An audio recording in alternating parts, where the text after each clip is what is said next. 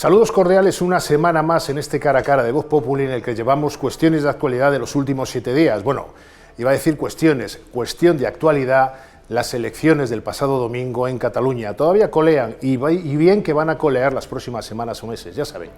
Primero y más votado Salvador Illa, el candidato socialista, 42 escaños. Segundo, a una cierta distancia, Carles Puigdemont con solo 35. Hasta ahí todo normal y daría la sensación de que Salvador Illa tiene ganada la presidencia de la Generalitat de Cataluña. Pero como ocurre en Cataluña o ha ocurrido en los últimos 10 años, nada es lo que parece. Y Carles Puigdemont insiste en que tiene que ser él quien sea el próximo presidente de la Generalitat de Cataluña. Está moviendo Roma con Santiago, está intentando convencer a Junqueras, a Esquerra, está intentando convencer también a Pedro Sánchez, que Pedro Sánchez dice, de momento, que no le va a hacer presidente de la Generalitat. Bueno, de todo esto y de muchos más temas, vamos a hablar con alguien que conoce mucho y que es protagonista de la política española. Es el número 2 o el 3, bueno, esto de las nomenclaturas nunca se me ha dado muy bien, del Partido Popular, el principal partido de la oposición. Miguel Tellado, portavoz del Grupo Popular del Congreso. Encantado de tenerle con nosotros aquí. Muy buenas y muchas gracias por haberme invitado. Bueno, vamos por la directa. 42 escaños Illa, 35 Puigdemont. Puigdemont quiere hacerse con la presidencia y ustedes, cosa que ha sorprendido a algunos analistas, dicen que sí, que se puede hacer con la presidencia porque Pedro Sánchez se la va a dar. Bueno, yo creo que estamos en una situación francamente paradigmática y lo cierto es que lo que suceda en Cataluña será lo que más convenga a Pedro Sánchez. Y tiene lógica lo que plantea el señor Puigdemont, sin ninguna duda. Puigdemont quiere que suceda lo mismo que ha sucedido en España. Puigdemont quiere, después de perder las elecciones catalanas, ser presidente de la Generalitat y le exige a Pedro Sánchez que le apoye, igual que él le ha apoyado después de las elecciones del 23J.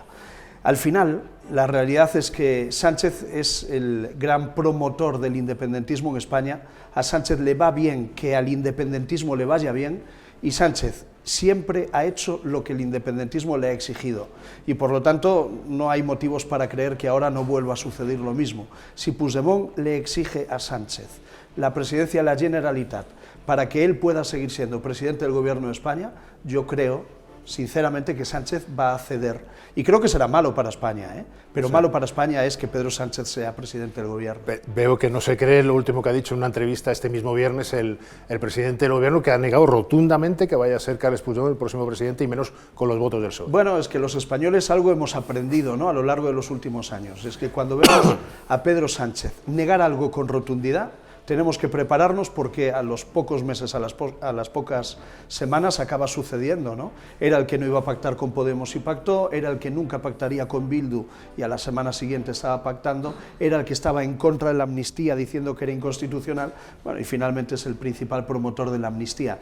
Yo creo que Sánchez nos tiene acostumbrados a hacer siempre lo contrario de lo que dice y por lo tanto no hay motivos para creer que esta vez no vuelva a suceder. Bueno, que hay un tercero en discordia que se llama Esquerra Republicana de Cataluña, el gran perdedor de las elecciones del domingo 12 de mayo. Bajaron de 32 escaños a 20, un talegazo brutal, de esos que acaban con liderazgos. Bueno, el presidente en funciones de la Generalitat, Pere Aragonès, ha dicho que deja la política. Oriol Junqueras ha dicho que sí va, pero luego ha amagado con volver, parece que quiere volver en otras condiciones, y Marta Rovira desde Suiza, que sigue huida desde Suiza, como Puigdemont lo está en Waterloo, ha dicho que esta boca no es mía. A ver, la pregunta para el portavoz del principal partido de la oposición. ¿Usted cree que Esquerra Republicana al final aceptará investir a Illa o se volverá loco, irán a unas elecciones y perderán todavía más? Bueno, yo tengo ganas de escuchar al señor Rufián con su chulería habitual que nos explique qué es lo que le ha pasado a Esquerra Republicana el domingo pasado, ¿no? La realidad es que todos los partidos que se han acercado a Pedro Sánchez les ha ido muy mal. Le ha ido muy mal en estas elecciones a Esquerra, le ha ido muy mal al propio Sumar, al partido de Yolanda Díaz. Todo lo que toca Sánchez siempre lo estropea y por lo tanto creo que la situación es la que es, ¿no? Es evidente que al independentismo le ha ido mal el domingo pasado en las elecciones, pero desde luego no es mérito de Pedro Sánchez. Al independentismo le ha ido mal porque los catalanes se han dado cuenta que el independentismo solo ha llevado ruina a Cataluña, que se han ido empresas, que todos se han empobrecido, que ha habido una inseguridad jurídica y una pérdida de poder económico para el conjunto de la comunidad y que al final la hoja de ruta del independentismo ha sido malo. Pero si alguien ha frenado al independentismo en Cataluña, no ha sido Sánchez. ha sido el gobierno de Mariano Rajoy con la aplicación del 155, ha sido la justicia de nuestro país, y Sánchez ha llegado ahora a tratar de recoger los frutos que ha encontrado en el suelo, pero desde luego la política de Sánchez no ha pacificado la sociedad catalana, más bien ha venido a aprovecharse del trabajo del gobierno anterior, ¿no? Y Sánchez lo único que ha hecho es darle alas al independentismo. El problema de la situación española actual no es el independentismo siempre ha estado ahí, con más o menos poder, con más o menos representación en el Congreso de los Diputados. El problema es que Sánchez es el primer presidente del gobierno de España que le otorga a esos partidos la llave de la gobernabilidad de nuestro país. Sánchez es presidente porque así lo han querido los independentistas vascos y catalanes, los que nunca decidían la gobernabilidad de España. Y cuando tienes esos socios, esos compañeros de viaje político, lo normal es que te vaya mal, porque nadie puede gobernar España apoyándose en partidos que lo único que quieren es debilitar al Estado. Ustedes ya han dicho que no van a investir con sus votos a Salvador Illa. Si Salvador Illa al final sale investido, porque Esquerra le apoya, porque le apoyan los comunes e inicia la legislatura, ¿ese no también se traducirá en un no, por ejemplo, a los presupuestos, en un no colaboración durante la legislatura? Es decir, ¿es un no definitivo para los próximos 4 años? Bueno, vamos a ver cómo arranca la legislatura. Yo tengo la sensación, después de escuchar al señor Puigdemont y sabiendo que el señor Puigdemont tiene 7 votos que son determinantes para que Pedro Sánchez pueda seguir siendo presidente del gobierno, yo creo que al señor Salvador Illa se le está poniendo cara de embajador y tiene más posibilidades de ser embajador de España, no se sabe dónde, que de ser presidente de la Generalitat. Lo que pasa es que los españoles no vamos a saber lo que puede suceder en Cataluña hasta que pasen las elecciones europeas, porque Sánchez necesita correr una cortina de humo y que nada de todo eso suceda, si me permite, antes de la cita electoral. Hay una primera prueba de fuego, que es la elección al día siguiente de esas elecciones europeas del 9 de junio, de la mesa del Parlamento de Cataluña. La mesa del Parlamento de Cataluña, como la de todos los parlamentos, la del Congreso también, predetermina quién tiene la mayoría y quién va a ser investido. Ahí se van a ver muchos de los inputs de si es Illa o no es Illa. La pregunta es clara. Alejandro Fernández, el líder del Partido Popular en Cataluña, ha dicho que a ustedes les corresponde un puesto en la mesa, sí o sí. Si por causa de los pactos de Illa con el independentismo ustedes salen de la mesa, de forma extraña, ¿eso será prueba del 9 para ustedes de que no hay colaboración ninguna? Hombre, por aritmética parlamentaria al Partido Popular le corresponde un miembro en la mesa del Parlamento de Cataluña, que solo le puede arrebatar el PSOE pactando con el independentismo, con todo el independentismo.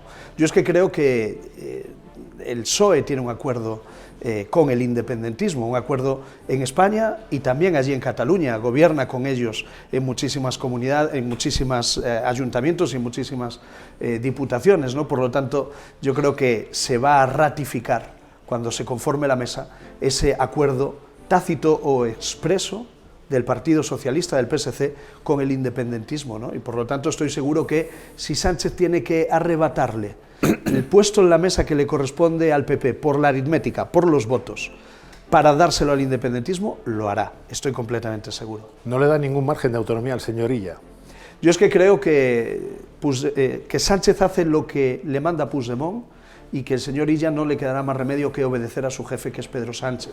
Y si Sánchez tiene que elegir entre el interés general o lo que a él más le conviene, siempre ha elegido su propio interés, ¿no? Y por lo tanto, nada me hace pensar que ahora pueda suceder algo distinto. Bueno, hay una tercera opción, haciendo de abogado del diablo: repetición electoral a partir del 26 de agosto, si no hay gobierno. Bueno, la repetición electoral siempre es una posibilidad que está encima de la mesa, pero desde luego el escenario político catalán es endiablado.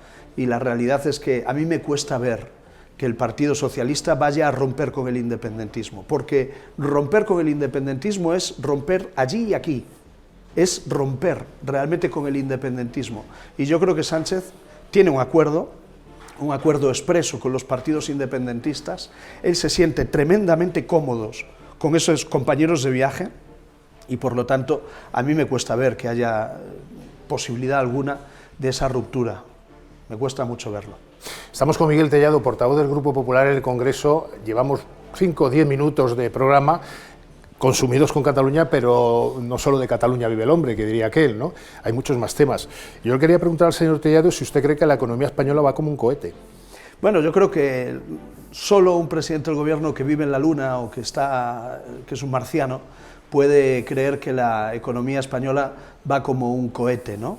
Al final estamos ante la factoría de eslóganes de Pedro Sánchez, que nos tiene acostumbrados, ¿no? Primero la economía iba como una moto, ahora como un cohete, son los creadores de lo de la fachosfera, también del fango.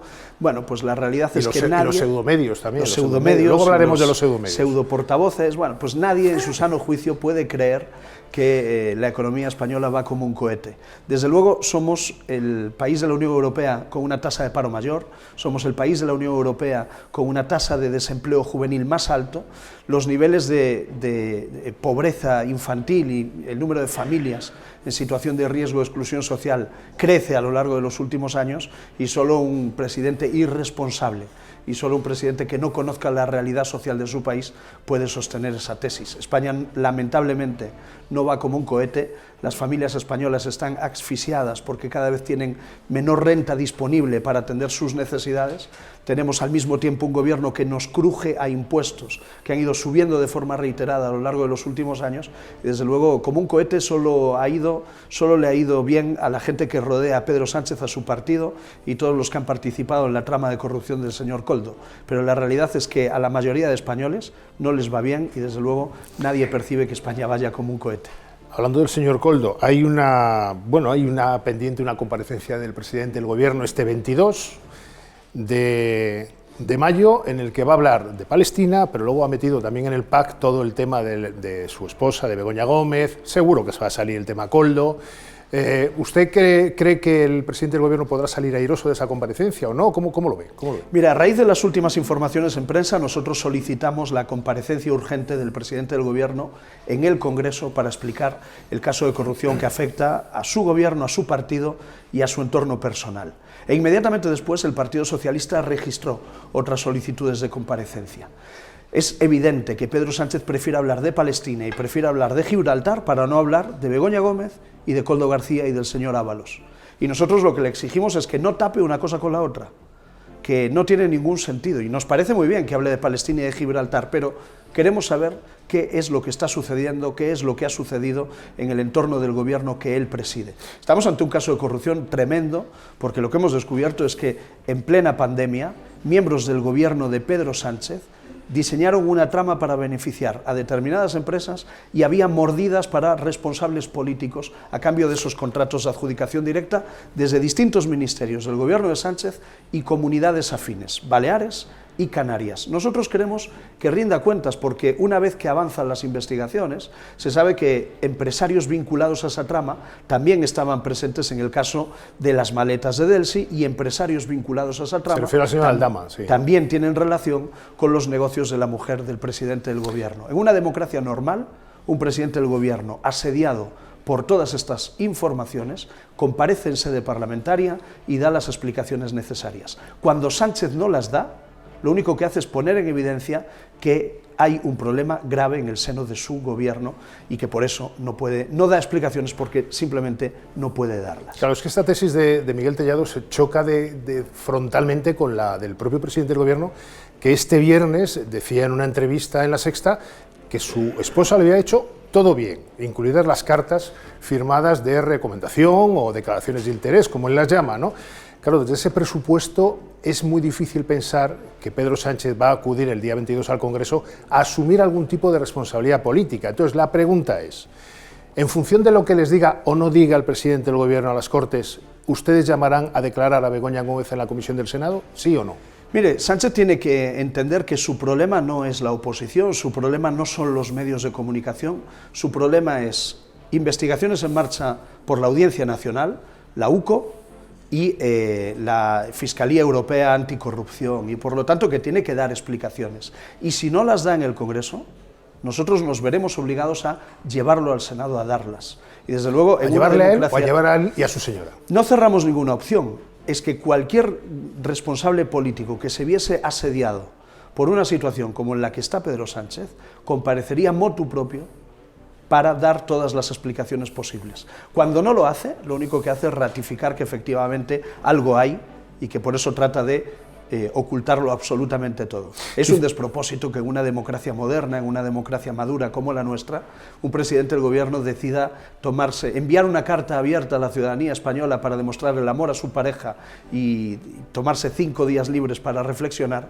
cuando en realidad lo que tenía que hacer es comparecer públicamente y dar explicaciones sobre la trama de corrupción que afecta a su gobierno, a su partido y a su entorno personal. Él no lo ha hecho, ha emprendido una huida hacia adelante tremendamente peligrosa, atacando al Poder Judicial, atacando a los medios de comunicación que desvelan informaciones que desvelan todo lo que está ocurriendo y atacando a la oposición de una forma desmedida. Pero verá, en las comisiones de investigación, tanto la que está en el Congreso, que ha invocado el PSOE, como la comisión Koldo llamada en el Senado, que ha activado el Partido Popular, la sensación que queda es la de que todos los comparecientes en general, salvo alguna excepción, están saliendo relativamente ilesos. Vamos, que se les están yendo vivos. Yo no tengo esa sensación. ¿No tiene esa sensación? Mire, nunca en ninguna democracia una comisión de investigación ha ido en paralelo con la investigación judicial, con la instrucción judicial. Y por lo tanto yo creo que tenemos poca información en las manos, dado que el caso todavía está iniciándose, ¿no? Y la instrucción está iniciada pero no concluida, ¿no? Y por lo tanto yo creo que esa es una dificultad inherente a las comisiones de investigación en este momento. En cualquier caso, la comisión de investigación ya hemos visto mentir, nada más y nada menos que a la presidenta del Congreso de los Diputados, la tercera autoridad del Estado, bueno, que está pendiente de una investigación. De los Diputados, ha ido a la comisión de investigación y ha mentido. Francina Armengol está pendiente, como expresidenta de Baleares, de la investigación que abrió la Fiscalía Europea sobre el uso supuestamente fraudulento de fondos en la compra de mascarillas. La verdad es que ustedes tienen una tarea por delante bastante larga en la investigación.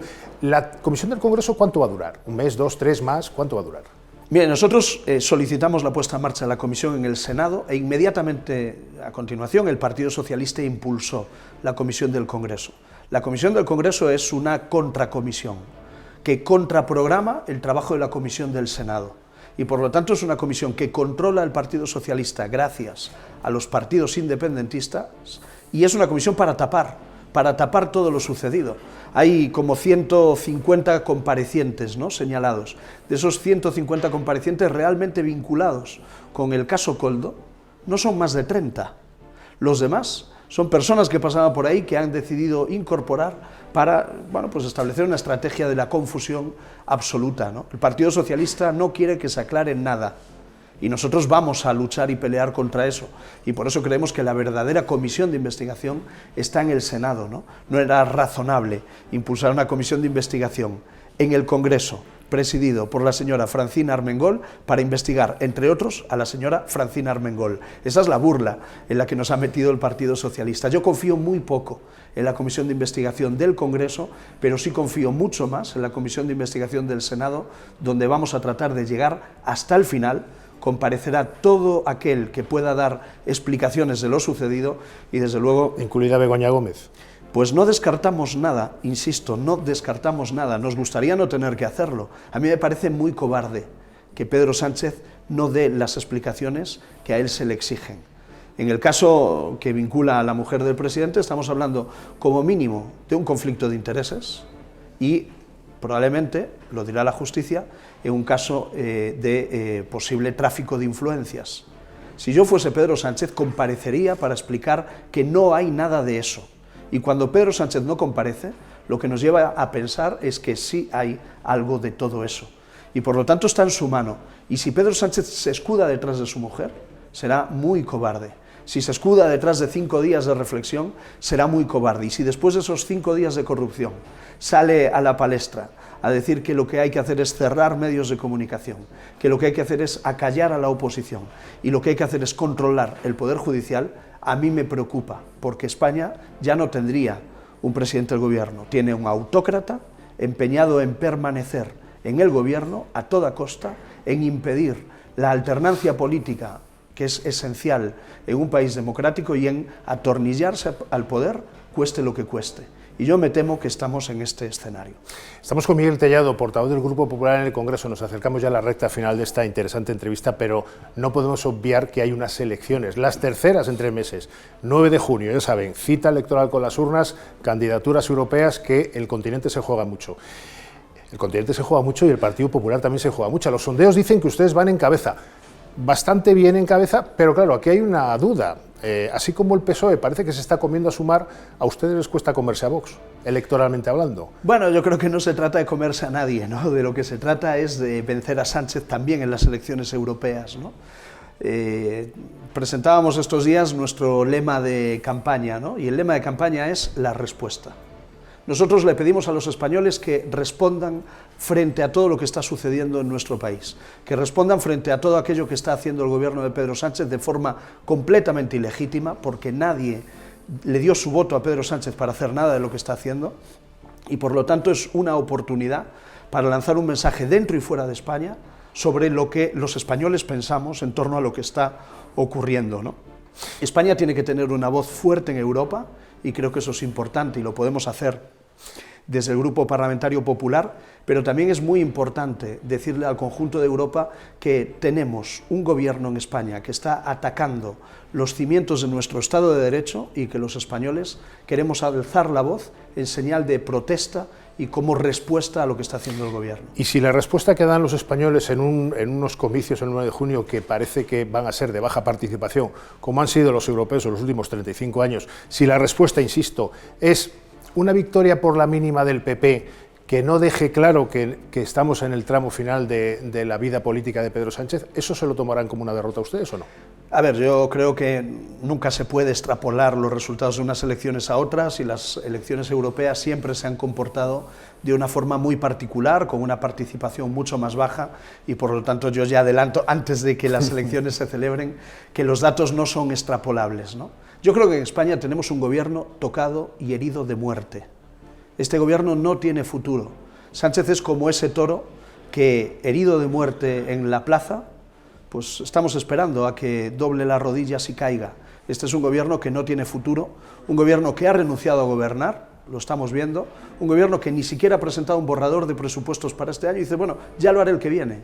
Oiga, es que es una obligación constitucional presentar unos presupuestos para el año en curso. Bueno, este es un gobierno que ha renunciado a gobernar, un presidente del gobierno tocado y herido, y yo creo que desde luego lo mejor que le puede pasar a nuestro país es que esta legislatura dure lo menos posible. Sánchez se ha convertido en un auténtico problema para la democracia española, en una amenaza para la democracia española, no acepta el control de los contrapoderes que en cualquier democracia existe, el Poder Judicial, los medios de comunicación, la oposición. Ahora vamos con los medios. Y quiere desde luego ocuparlos, colonizarlos todos, y creo que eso es verdaderamente grave.